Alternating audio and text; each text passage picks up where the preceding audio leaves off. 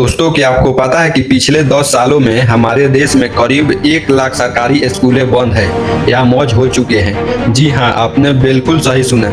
नीति आयोग की रिपोर्ट कहता है कि अकेले मध्य प्रदेश और उत्तर प्रदेश में ही हजारों स्कूलों पर ताला लग गया है। लेकिन सवाल यह है कि क्या यह शिक्षा व्यवस्था को सुधारने का सही तरीका है या फिर गरीब बच्चों की हक पर सीधा चोट। आइए इस आसान भाषा में समझते हैं। सरकारी आंकड़े के मुताबिक देखा जाए तो सिर्फ मध्य प्रदेश में ही 30,000 से अधिक स्कूलें बंद हो चुका है और दूसरा तरफ देखा जाए उत्तर प्रदेश में तो लगभग 25,000 से अधिक स्कूलें बंद पड़ा है। उड़ीसा में 10,000, असम में करीब 8,000 स्कूलें बंद है या मौज हो चुका है। देश के ऐसे 8,000 स्कूल ऐसे भी है जहां पर शून्य छात्र भी थे। और जब इस मुद्दे पर पब्लिक सवाल करती है तो सरकार का जवाब आता है कि स्कूल बंद नहीं किए जा रहे हैं बल्कि इन्हें मौज करके बेहतर बनाया जा रहा है। मान लीजिए किसी गाँव में एक स्कूल है जहाँ सिर्फ 5 बच्चे हैं और एक ही टीचर है। वहाँ तो ढंग की ना ही बिजली है ना शौचालय है। सरकार ऐसे छोटे स्कूलों को मिलाकर एक बड़ा कंपोजिट स्कूल बना रही है। सरकार का कहना है कि जब बड़ा स्कूल होगा तो वहाँ सारे सब्जेक्ट की टीचर होंगे,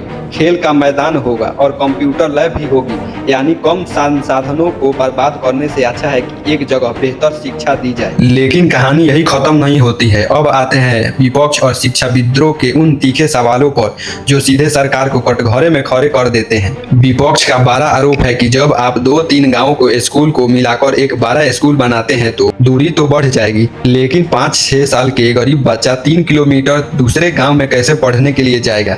खासकर कि लड़कियों का ड्रॉप आउट, पढ़ाई छोड़ना तेजी से बढ़ रहा है। अमीर लोग तो अपने बच्चों को प्राइवेट बसों से भेज देंगे, लेकिन उन गरीबों का क्या होगा, उन मजदूरों का क्या होगा जिसके पास साइकिल तक ही नहीं है। क्या सरकार सीधे सीधे शिक्षा की जिम्मेदारी से हाथ खींच रही है? सरकारी नाकामी का पर्दाफाश।